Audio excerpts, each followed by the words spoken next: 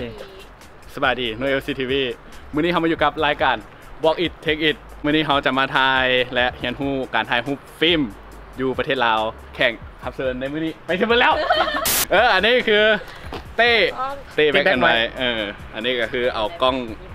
มามิย่าซี่200มาถ่ายเป็นฟิล์ม100 ซาวในนี้ใช้ฟิล์มอย่างพอดท่า160และนี่คือแป้งแบ็คแอนด์ไวท์วันนี้เอา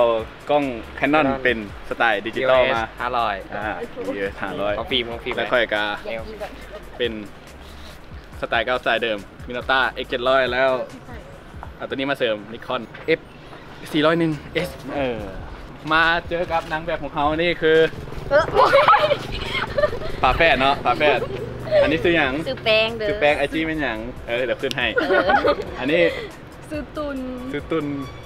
นี่เนาะมาฮอตตัวสำคัญของเขานี่คือเดี๋ยวมึงเงินกลัวโตจากชแนลแป๊บพาไปแป๊บเดียวไปมึงมาชื่อโอเคสบายดีแป๊บซีจากแป๊บเดียวไปเดี๋ยวมื้อนี้พาไปไส้เดี๋ยวเป็นน้ำคือแต่งหน้าลายแล้วไม่ได้เขาจะให้นางแบบมี3 คนตากล้องมี3 คนและตากล้องวิดีโอคือจากซองยังเดอะข้าวมาเป็นตากล้องอีกแล้วให้เขาอีกแล้วแต่วันนี้เขาจะไปรอถ่ายคู่กันแล้วเขาจะมาอธิบายเรื่องฟิล์มจากเต้แบ็คแอนด์ไวท์และแป้งแบ็คแอนด์ไวท์จะมาสอนเรื่องฟิล์มเฮามื้อนี้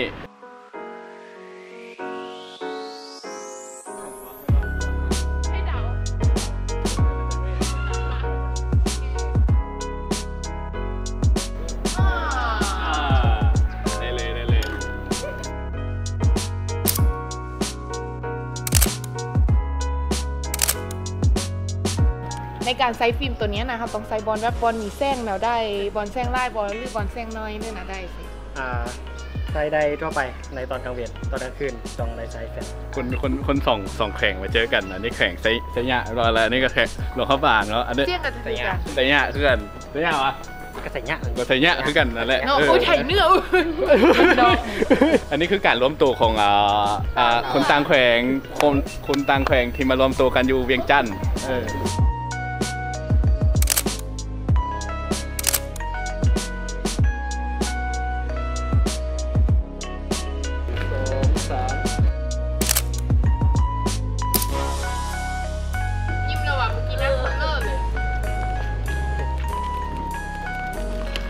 เห็นปะ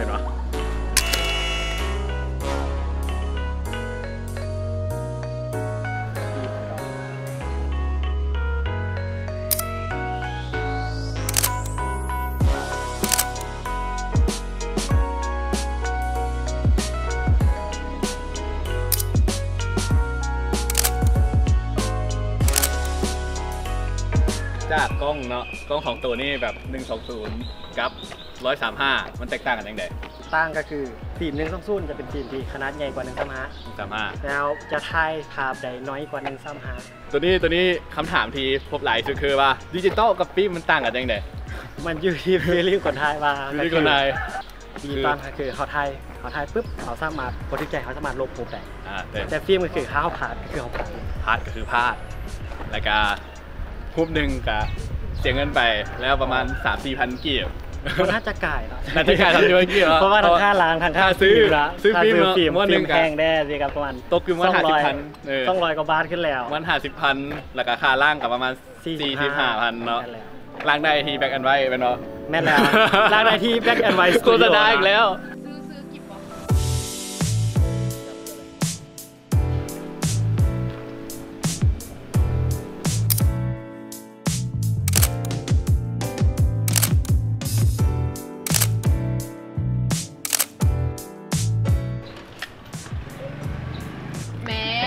เก่งไม่เบานะ120กับ135เดี๋ยวทายง่ายกว่ากันทายจะคล้ายๆกันจะขึ้นมาระบบป้องกองนั้นมีวัดแซงหรือเปล่าซึ่งกองนี้โบมีวัดแซงใจวัดแซงวัดแซงโอเคถ้ามีโทรศัพท์ก็คือรถแอปมาเรียกใช้โทรศัพท์ในการวัดแซงโอเค18สปีดชัตเตอร์คือ105สปีดชัตเตอร์บิดที่วันนี้พอแล้วโอเคอันนี้ก็ได้แล้วยังไงกันโอเคขึ้นฟิล์มแมงก็คือมุ่นอีกวันหนึ่งมุ่นไปเลยมุ่นจนมันจะขาด โอเคอันนี้คือขึ้นเฟรมใหม่เรียบร้อย อ๋อทุกคนมันง่ายแบบนี้นี่เองง่ายปะยาก อันนี้ไม่เข้าใจนิดนึง ถ้าหูมันมืดก็แปลว่าใจหมกมุ่นอยู่ใจแบบยังลืมเขาไปแล้วหูมันยังมืดมน โมเมนต์ละ อันนี้เป็นเทคนิคง่ายๆที่จะหู้ว่าคุณนั่นฮืดหรือโบหรือว่าหมกมุ่นโบ คือมึงงั้นก่อน ไม่หรอ คือมันน่ะทายหุ้มมาเคยแจกโอเคส้มคืน มุมกล้องมันเบิดแล้วมุมถ่ายพวกมันบงงามบันไดแล้วก็เลยว่าที่ลองย้ายไปเบิ่งบอลใหม่นะไปเจอกันอยู่บนใหม่เป็นบอลหันบอลกล้องนี้หันบอลไปกล้องนี้หันบอลโอเคเขาก็จะไปย้ายไปบอลใหม่อยากได้อีกสำหรับผู้ชายที่กำลังจีบสาวเนาะคือเขาต้องมีกล้องคนละลอยเพื่อแบบถ่ายให้ผู้สาวเลยเต้มาอธิบายด้วยกล้องอินสแตนก็คือกล้องที่เป็นฟิล์มแม่ถ่ายมาแล้วก็ต้องเอาฟิล์มไปล้างก็คือถ้าให้ฟิล์มนั้นเย็นภาพก็จะปรากฏขึ้นมาในฟิล์มเลยแล้วซันอีกเกี่ยวอย่างเหรอเห็นแล้วซันเลยให้มันเย็นไปให้มันเย็นขึ้นให้มันภาพเกิดไปขึ้นว่าเราเฮ็ดไล่คนเห็ดกันเลยเห็ดหนังเขาสอนมาจากไหนกันแต่ก่อนเขาจะสอนมาจากซันเราก็ต้องเห็นตัดเบื้องหนังมาจากไหนกันเห็นซันแต่โบซันก็ได้โบผัดก็ได้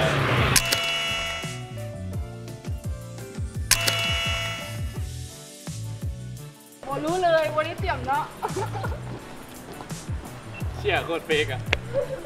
เมื่อกี้เห็นป่ะโคตรเฟกเลยมันไม่มียังเกิดขึ้นเมื่อกี้มึงจะตัดออกมันบอรายการเป็นโคตรปอบแบบเดี๋ยวเมื่อกี้จะตัดมันบอผมบอกพูดแล้วอะเอาใส่ไปเลยแล้วโคตรเหี้ย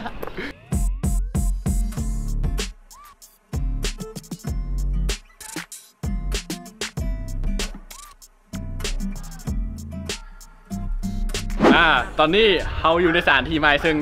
โลเคชั่นเราเลือกมาที่พี่แซ่เดี๋ยวนี้พี่แซ่วัดองค์ตื้อในวัดองค์ตื้อนี่มีอย่างแน่คือว่าเลือกมาอยู่นี่คือมันเป็นสถานที่ประจำนะเป็นสถานที่ประจำแต่เธอโลเคชั่นบางประจำไม่ใช่อยู่แค่นี้นี่แหละการไฮสตรีทนี่มันต้องมีอย่างเป็นหลักบ่ตามที่เข้าใจตามที่เจ้าเข้าใจหลักการไฮสตรีทนี้มีหลักการ3 อย่างหลักๆคือ3 อย่าง3 อย่างไทยในที่สาธารณะสาธารณะแล้วก็เน้นเรียวและอันที่3แม่นต้องมีความคิดสร้างสรรค์นะเวลาถ่ายโมเมนต์แบบถ่ายมัวๆเป็นสวยๆอยู่ตามคนทางนี่ก็ว่าเป็นสตรีทแล้วสิมันโมเมนต์คือมุมมองต้องมีมุมมองแต่ละคน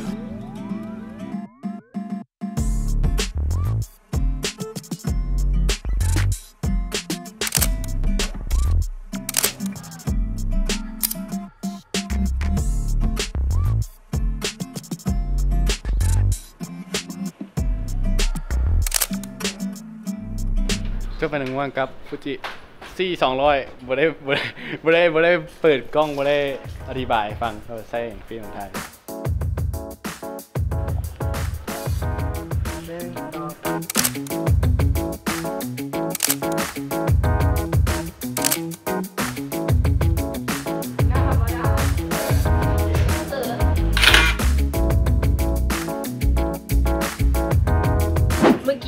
มันนี่เนาะเดี๋ยวเขาจะพามาเบิ่งโปรดักต์อันนึงอันนี้ตัวแบบเดียวไปน้องกินประจำก็คือโบไทยอินเดอร์นมเวียดเนาะนมเวียดตัวนี้กินแล้วสูงแต่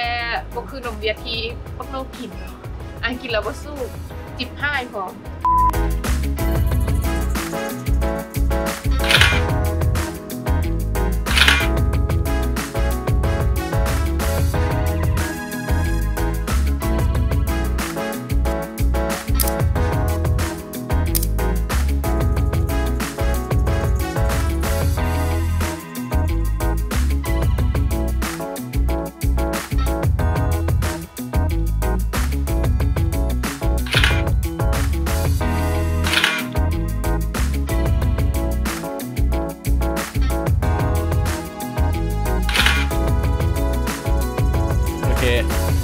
ตอนนี้การถ่ายฟิล์มของพวกเขาก็สิ้นสุดลงไปฟิล์มกับเบิร์ดแล้วตอนนี้เขาก็อยู่กับอาจารย์มิมและอาจารย์เลนหันกล้องสว่างเลยอาจารย์คืออาจารย์เลยเรื่องฟิล์มนี่แล้วนี่ไว้ใจเพิ่นได้ร่างฟิล์มนี่สุดยอดเลยคืนใจว่าเมื่อกี้นี้คืนใจว่าบ่ขึ้นปัจจัยเนาะให้อาจารย์มิมม้วนฟิล์มกินเท่าไหร่กล้อง ออกไหนกับกล้องนี้ เอาเป็นแล้วไง ตึกรู้ตรงมาเนาะ เรือมันได้แล้ว วางกับย่านน้ำไกล ไม่ใช่นานก็คือ เมื่อวานนี้ไฟเป่า น้ำลายใส่น้อยนึง ยอดเลย ลงลีนน้อยนึงมาลงลีนมันก็จะติดใจประมาณการเล่นลอยก็นะ หนึ่งเนี่ยคิดในเบิ่งวิธีการถอดกล้องที่ดี คนล่างอยู่ห้านเขาจริงแบบบ่จม บล็อกแดกดปุ่มนะ กดปุ่มก่อนได้เนาะมันจะเป็นปุ่มล็อกสลักมันแล้วก็หมุนตามลูกศรนั่นนี่นะเบิ่งลูกศรมีลูกศรแล้วก็หมุนฟังเสียงมันหลุดแล้วเขากับอีกวันหนึ่งเขาก็จะไขฝาเนาะการโหลดฟิล์มออกที่ดีต้องเหลือปลายให้มันเนียอย่างน้อยหนึ่งบอลมาคนล่างมันจริงว่าได้ไปดึงออกตอนอยู่ห้านนะบางห้านเขาอาจจะบ่มีแนวดึงอีต้นเขา อันจะมีป่ะ ห้านค่อยมีเขาเกิดมาจากเพจ Back White Studio นะเขาล่างฟิล์มอยู่ติดตามกันในเดือนหน้าห้านนอชิครบรอบ1 ปีแล้วกะที่มีส่วนลดล่างฟิล์มเนาะเหลือม้วนละ 35,000 กีบ จากราคาปกติ จากราคาปกติ 45,000 จุ๊บเข้าใจ จุ๊บ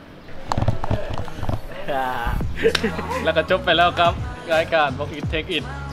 กับอาจารย์ตี้อาจารย์แป้งแล้วก็มาเจอกับอาจารย์มิมและอาจารย์อัลเลนมื้อนี้เนาะแบ็คแอนด์ไวท์คนลาวเวียงจันทร์ในล่างได้ เจอกันคลิปต่อไป Walk It Take It บ๊ายบายเหนื่อยละอย่าลืมนางแบบ3 คนนั้น